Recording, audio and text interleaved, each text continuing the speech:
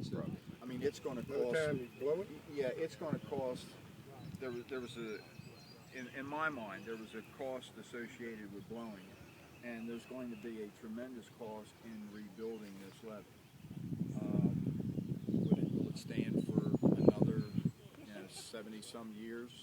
Who knows? The thing I look at is what if 10 years down the road you have to do this again? Well, and that's Yeah. that's my point. If